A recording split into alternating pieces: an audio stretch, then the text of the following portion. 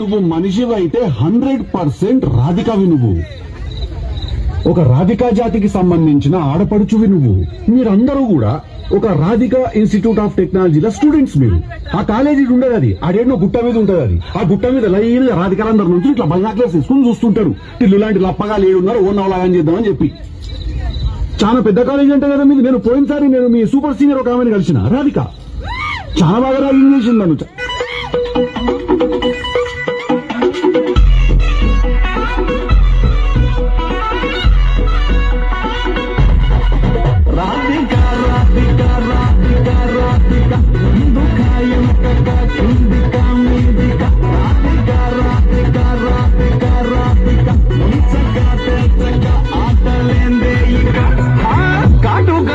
తోటి కాటే వేసావే నువ్వు సుంటిగా చూసి దిల్లు